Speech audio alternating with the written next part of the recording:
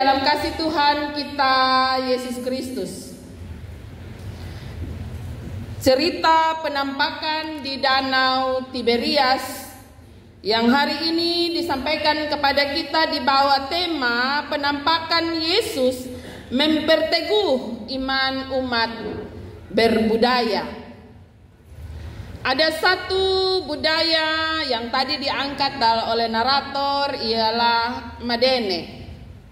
Madene itu sampai sudah terbawa, orang rote dong bawa sampai di mana-mana, yaitu budaya bapange untuk babantu. Istilah kasarnya seperti itu.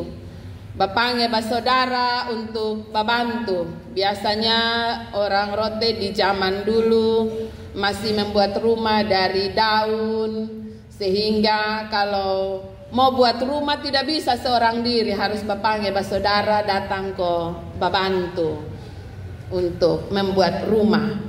Demikian juga buka kebun, itu biasa juga bapange untuk babantu. Ada juga sebuah tradisi orang rote, yaitu sapaan. Jadi kalau orang lewat di depan rumah, biasanya dong kalau tegur, yang tuan rumah harus biasanya menyapa, bilang minutua fade, ya. Jadi panggil untuk sekedar singgah. Sebenarnya itu hanyalah sebuah sapaan, tapi sapaan itu memberi arti bahwa singgah ko beramatama sebentar, minum tuak sedikit, minutua fade, minum sedikit tuak. Saudara-saudaraku yang kekasih, hal ini penting. Karena budaya-budaya ini semakin hari semakin luntur di dunia yang dihempas oleh atau berhadapan dengan budaya ya individual, masing-masing dengan kehidupannya. Bahkan bisa jadi ketika kita berhadapan dengan dunia yang semakin padat dan kesibukan yang semakin tinggi, masing-masing kita tidak peduli dengan kehidupan orang lain. Entahkah itu hanya sekedar saling menyapa, tapi itu pun semakin pudar. Danau Tiberias yang digambarkan dalam bacaan ini merupakan sebuah danau yang besar sekali, danau terbesar, danau air tawar terbesar di Israel. Saudara-saudaraku yang kekasih, dan Danau Tiberias ini adanya di Galilea. Galilea ini bukan daerah yang baru, karena sebagian besar pelayanan Yesus terjadi di sekitar Danau Galilea. Ya, entah itu mujizat memberi makan 5.000 orang, ya, atau khotbah di bukit, dan bahkan beberapa mujizat yang lain dikisahkan ada di Danau Tiberias ini. Pemanggilan Yesus kepada 4 murid pertama pun terjadi di Danau Tiberias, ya. Berarti ini kampung halamannya Petrus, ya. Petrus, Andreas, Yakobus dan Yohanes. Kita tahu bahwa setelah Paskah, setelah hari raya roti tidak beragi, mereka kembali ke kampung mereka masing-masing, karena mereka sudah tidak tahu mau buat apa lagi ya di Yerusalem. Dan kita juga tahu bahwa Injil Matius dan Markus mengatakan bahwa malaikat menyampaikan kepada perempuan-perempuan yang berjumpa dengan mereka saat kebangkitan untuk menyampaikan kepada para murid untuk pergi ke Galilea, karena Tuhan akan menunggu kamu di sana. Itu berarti kembalinya para murid dari Yerusalem ke Galilea bukan karena sesuatu hal yang lain, tetapi karena perintah Yesus juga. Dan lagi pula dong mau bikin apa lama-lama di Yerusalem, toh Yesus sudah tidak ada. Saudara-saudaraku yang kekasih, bacaan kita menceritakan bahwa ada 7 murid yang sama-sama baku ajak. Saya bilang baku ajak karena Petrus memang duluan, dia yang bilang beta mau ditangkap ikan, ya. Bisa jadi karena mereka tidak tahu, sambil menanti janji Tuhan, mereka sontak mau bikin apa dong, sontak mau bikin apa. Maka satu lihat satu ini, kotong sontak mau bikin apa, maka Petrus bilang, dia mau tangkap ikan, dia mau cari ikan. Yang lain dia, kalau begitu beta ju, kotong ju iko. Apakah mencari ikan sesuatu yang salah? Tidak. Adalah lebih baik mereka mencari ikan toh, untuk kehidupan mereka, untuk makanan mereka, ya. Kebutuhan mereka dapat tercukupi dengan apa yang mereka lakukan. Lagi pula dalam bacaan kita, Yesus tidak menyalahkan apa yang mereka lakukan saat itu. Mereka telah ada di Galilea dan mereka saling baku ajak untuk pergi menangkap ikan. Saudara-saudaraku yang kekasih, pada kesempatan itu Yesus hadir dan menyapa mereka. Yesus hadir dalam keseharian para murid. Apa yang mau dikatakan pada bagian ayat ini? Ketika Yesus berdiri dan menyapa mereka, "Hai anak-anakku, adakah kamu mempunyai lauk pauk? Poso ada makan minum kosonde, poso ada babae kosonde, poso pu hidup ada sehat-sehat kok." Ya. Dan para murid mengatakan, "Son ada apa-apa? Son dapat apa-apa?" Karena sepanjang malam mereka melakukan pekerjaan tetapi ternyata tidak ada apa-apa. Kenapa? Tuhan mengizinkannya. Amin. Tuhan mengizinkan hal itu terjadi. Jadi saudara-saudaraku yang kekasih, terkadang dalam hidup ini ada hal-hal yang Tuhan izinkan terjadi dalam kehidupan kita. Ya. Tuhan izinkan untuk mungkin ini kali saya tes gagal dulu, supaya Tuhan mau lihat kira-kira saat dia gagal dia mau panggil Tuhan ke sonde. Tuhan izinkan untuk ketemu rencana apa-apa materi akhir. Kau waktu rencana bye-bye mas son jadi. Kenapa? Apakah kita masih mau berteguh iman kita untuk menyeru dan memanggil Tuhan? Masih perlu Tuhan ke sonde. Ya. Dan ketika Tuhan menyapa ini, Tuhan hanya mau bilang, di sini beta ada, tenang. Memang kamu gagal, memang kamu pada perahumu tidak ada ikan, tetapi ketika aku ada, maka semuanya ada. Maka Tuhan bilang, tebarkan jalanmu ke kanan. Saudara-saudaraku yang kekasih dalam kasih Tuhan kita Yesus Kristus, banyak orang mengatakan bahwa ini murid dong su capek. Ini murid dong menguasai Danau Tiberias. Betul, mereka menguasai Danau Tiberias karena itu dong wilayah. Nah, dari kecil-kecil dong di situ, hanya 3 tahun terakhir saja mereka tidak ada di situ dan tidak melakukan pekerjaan nelayan. Tetapi firman Tuhan mencatat bagi kita bahwa ketika Yesus menyampaikan hal itu, Alkitab mencatat lalu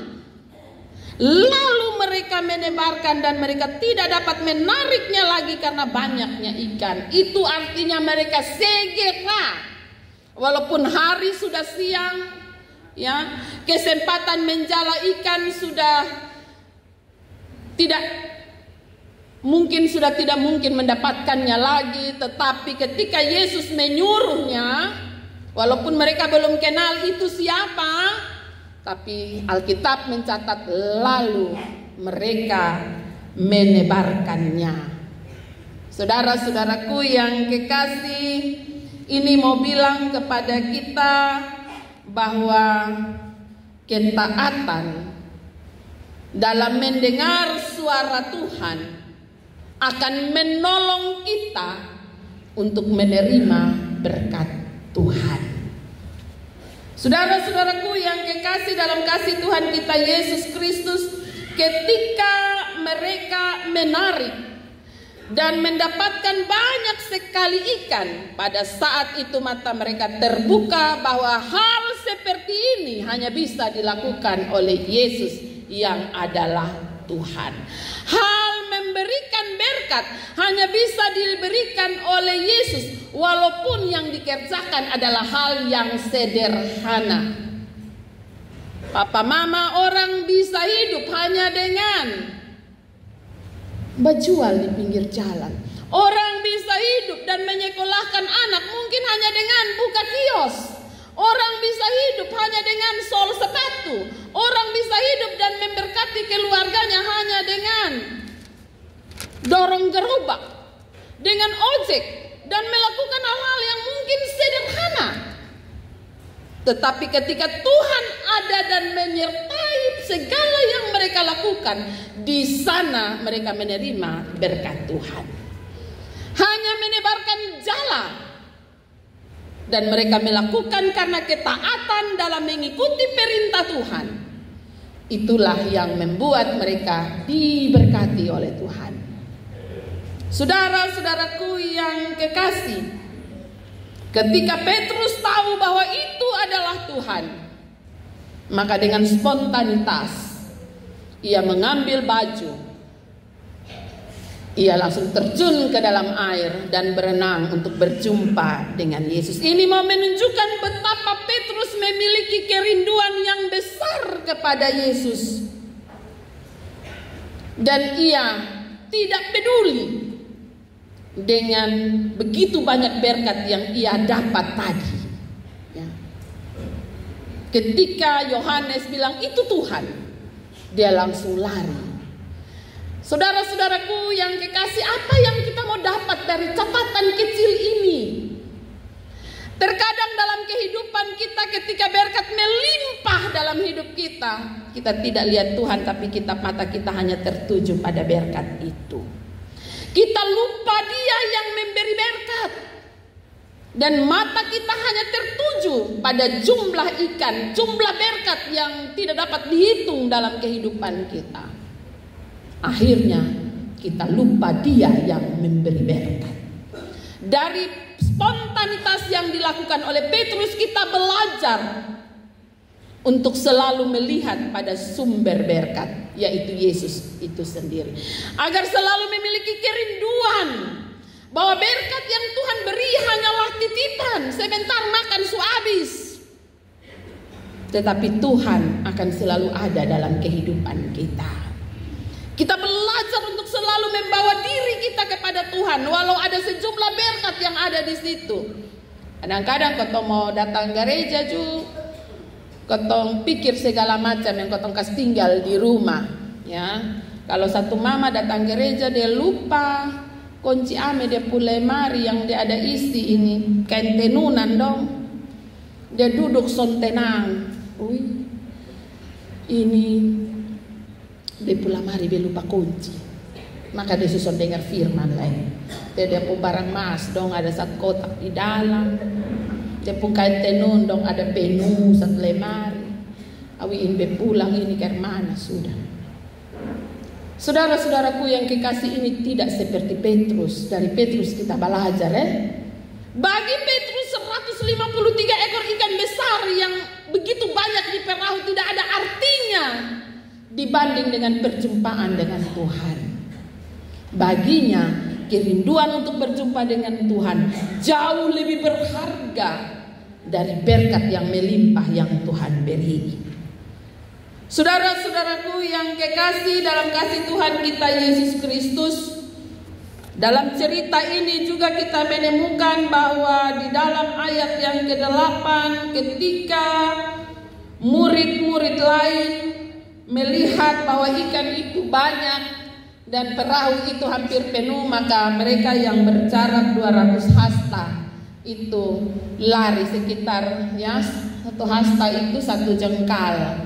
Jadi 200 hasta sekitar berapa meter berdekatan juga. Jadi mereka langsung lari dan membantu teman-teman mereka. Inilah yang tadi saya sebut bahwa ada budaya Madene dalam kehidupan orang Rote yang mungkin kita bisa belajar walaupun budaya itu sudah semakin hilang. Bagaimana kita saling membantu, kita punya kepedulian, kepekaan terhadap sesama kita yang sedang mengalami persoalan dan pergumulan. Bagaimana kita membawa diri untuk saling menolong, saling menopang, saling menguatkan yang lemah, dan memberikan berkat bagi mereka yang membutuhkan. Saudara-saudaraku yang kekasih, terkadang dalam kehidupan kita dari firman ini kita melihat bahwa terkadang ketika kita mengalami kegagalan, pernahkah kita menyeru kepada Tuhan atau tidak? Atau kita kecewa dan kita marah kepada Tuhan. Kalau kita sudah menyeru kepada Tuhan, sudahkah kita mendengar suara Tuhan dan melakukan dengan ketaatan atau tidak?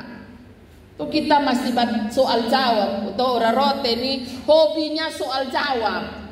Jadi tahu cuma tanya terus. Suka tahu bilang benar itu belum mau dengar ya. Botong itu botol subawaan memang. Kata orang rote pembawaan itu. Ya, suka soal jawab, batua suka tahu bilang buang jala. Itu kalau orang rote yang batua suruh buang jala pi kanan, pasti dia bilang buat sembarang sah. Ya. Ini orang rote nah, mesti soal jawab. Lu lebih tahu dari beta lain, beta sudah malam sampai pagi. Mau untung itu yang disuruh adalah para murid Yesus. Mereka tidak bersoal jawab dan mereka langsung mengatakan lalu, ya mereka langsung melakukan. Saudara-saudaraku yang kekasih, dari sini kita belajar bahwa ketika kita sudah menyeru kepada Tuhan, kita harus memastikan dalam diri kita bahwa bukan hanya berseru dan berdoa kepada Tuhan, tapi lakukan kehendak Tuhan dengan ketaatan. Maka dapat dipastikan Tuhan akan memberkati kehidupan kita. Saudara-saudaraku yang kekasih, kehidupan yang diteguhkan adalah kehidupan yang berdampak. Bacaan kita di bawah tema penampakan Yesus memperteguh iman umat berbudaya. Ya, memperteguh itu artinya kehidupan kita yang telah diteguhkan mestinya memberi dampak, mestinya memberi buah. Itu berarti kalau percaya aja pakai tehu lain. Ya, betul orang rote mesti pakai tehu. Ya, papa mama yang buka orang rote tehu itu artinya tetapi. Nah, jadi orang rote itu kalau mau omong jangan langsung sambung. Tunggu kok dia omong habis dulu teh. Dia pun tehu itu ada di belakang. Dia bilang, "Wih, mama pun bula molik ini terlalu cantik." Tehu. Nah, dia pun tehu nih. Tehu baru bibir kalau subagini subahaya. Orang rote itu pakai tehuna. Jadi kekasih Tuhan, kita soalnya boleh ambil itu budaya yang buruk dari budaya orang rote. Tehu itu, ya, tetapi itu. Beta percaya Tuhan. Beta sudah dengar suara Tuhan. Tehu. Tapi nanti dulu, betul Tuhan. Tuhan omong tuh betul, subah itu. Tehu nanti dulu, bukan sekarang.